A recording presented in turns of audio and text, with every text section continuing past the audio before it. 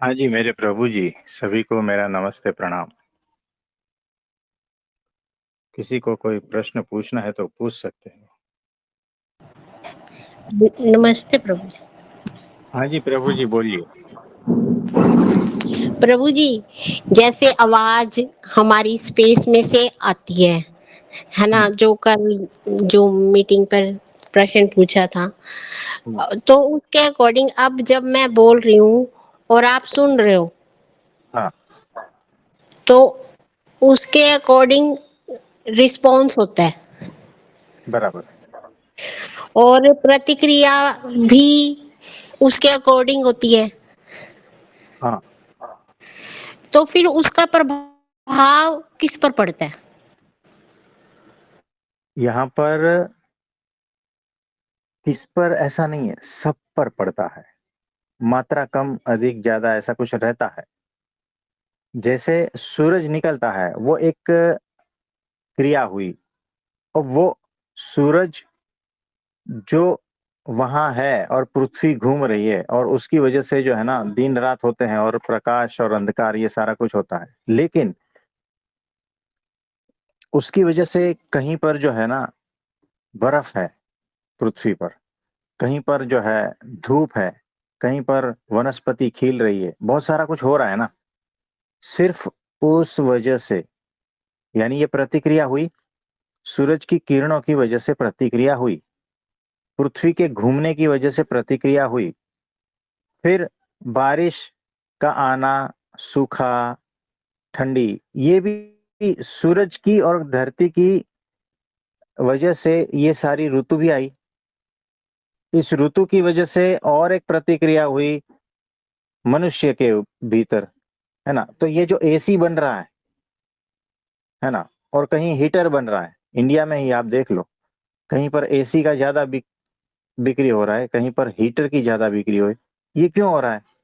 ये तो प्रतिक्रिया, फिर उसकी प्रतिक्रिया, फिर उसकी प्रतिक्रिया, एंड तक कहाँ जाता है? बहुत ही एंड तक जाता है। इसका उद्भव भी नहीं है, अंत भी नहीं है। इस तरह से प्रतिक्रिया की प्रतिक्रियाएं, प्रतिक्रिया की प्रतिक्रियाएं, ये सारा चल ही रहा है और अनंत काल से चल रहा है। अब इसको कौन से टुकड़ों में देखोगे बताओ? कुछ समझ में आ रहा है? यानी आवाज का भी वैसा ही है। हमने तो छोटा सा एग्जांपल दिया। आवाज का भी वैसा ही है, दृश्य का भी वैसा ही है। सब कुछ यहाँ इसी तरह से चल रहा है। कहाँ किसको पकड़ने जाओगे बताओ?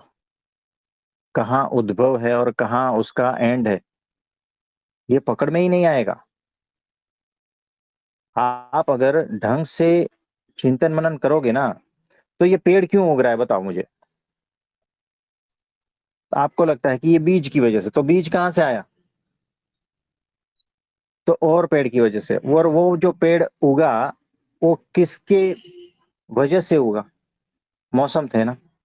सारा कुछ इस तरह से चक्र में चल रहा है और लीनियर मोमेंट में भी चल रहा है।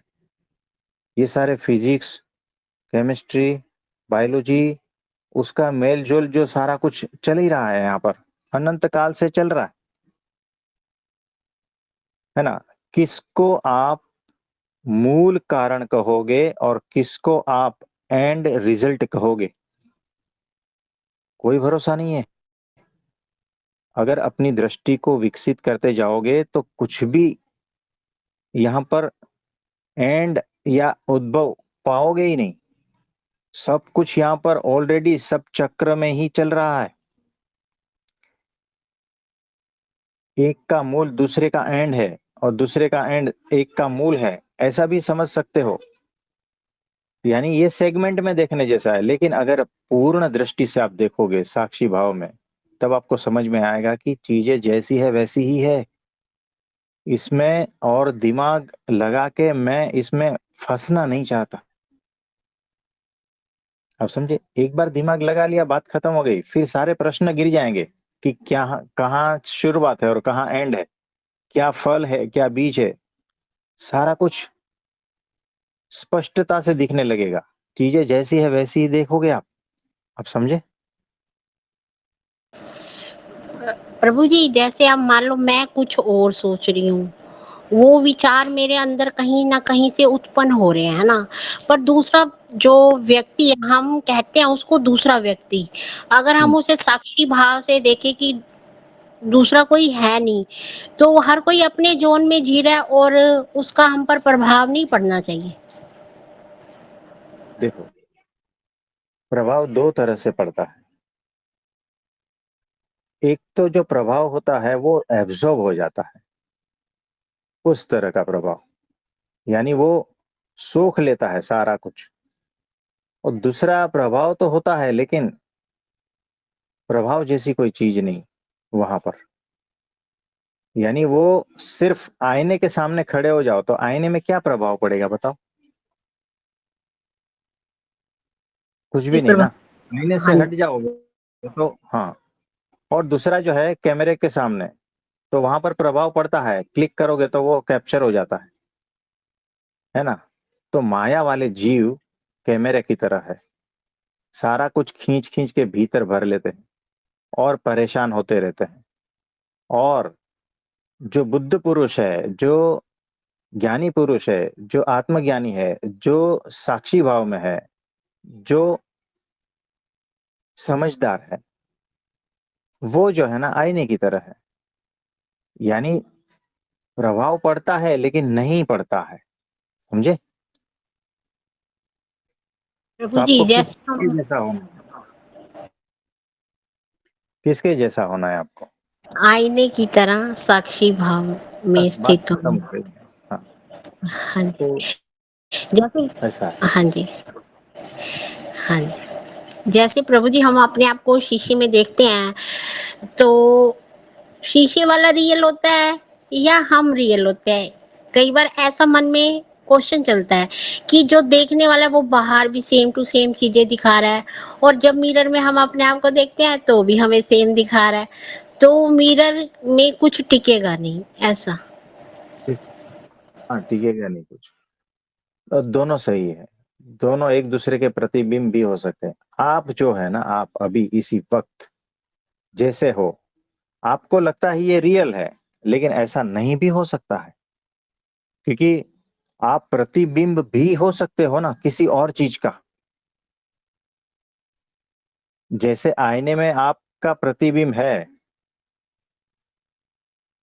अगर उसको रियल माने, तो वैसे ही आप अभी जो हो उसको रियल माने तो, और उसको प्रतिबिंब माने तो, जैसे आईने में आपका प्रतिबिंब है, वैसा ही प्रतिबिंब आप अभी जो हो उसको माने तो हो सकता है क्या? नहीं बताओ।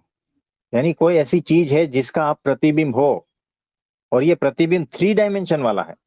आईने में क्या कैसा है कि वो, उसको आप अगर छूने जाओगे तो सिर्फ 2 डायमेंशन वाला ही चीज दिखेगा ना।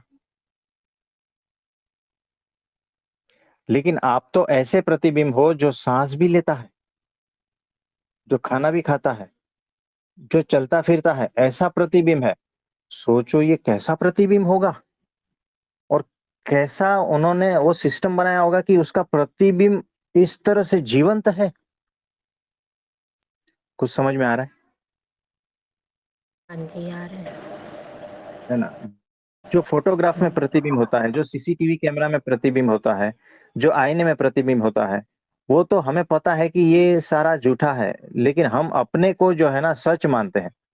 लेकिन क्या कभी सोचा है आपने कि ये जो हम है, हमारा शरीर है, ये जो हम बोल रहे हैं, जो सांस ले रहे हैं, खाना खा रहे हैं, हल चल रहे हैं, किसी को गाली दे रहे हैं, किसी को हार पहना रहे हैं, ये भी तो किसी का प्रतिबिंब हो सकता है ना? लेकिन ये जो है अनंत डायमेंशन वाला प्रतिबिंब है, सोचो।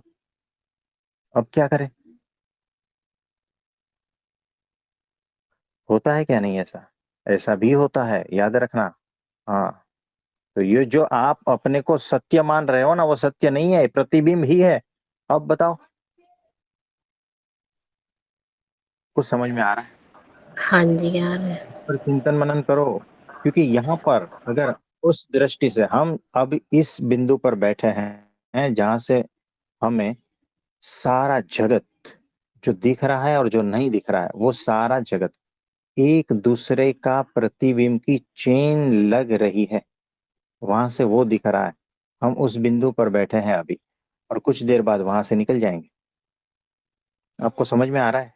360 बाई 360 डिग्री में हम घूमते हैं, उसमें ये एक डिग्री आई है जहां पर से हम आपको सारा कुछ बता रहे हैं, जो हमें दिख रहा है कि यहाँ पर सब कुछ प्रतिबिंब का प्रतिबिंब का प्रतिबिंब का प्रतिबिंब ऐसी अनंत श्रृंखलाएं हैं। किसको सत्य मानोगे?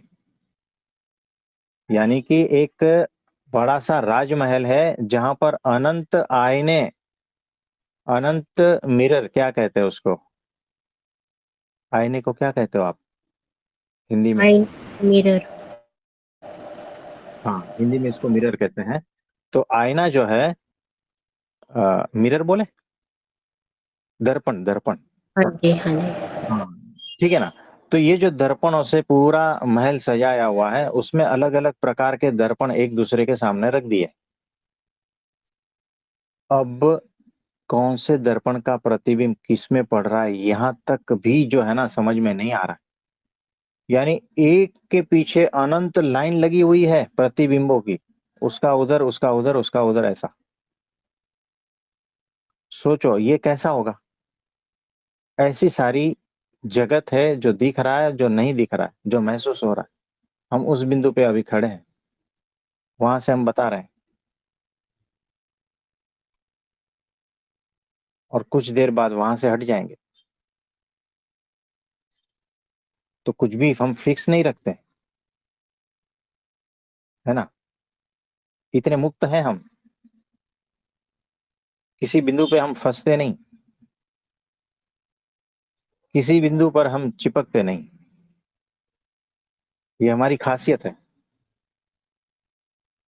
ना। और हम हर पल मुक्त हैं। आप समझे? जितना देर जिस बिंदु पर ठहरना चाहते हैं वहां ठहरते हैं, फिर वहां से निकल जाते हैं। तो ऐसा है। अब कहाँ क्या ढूंढने जाओगे आप? अनंत श्रृंखलाएं हैं, है ना। थोड़ा गहनता से चिंतन मनन करना, और 360 डिग्री बाई 360 में घूमना, है ना। और कहीं पर भी फिक्स सिटी में मत रहना, पकड़ना मत, कहीं फंसना मत। ठीक है? तो हमारे जैसे हो जाओगे।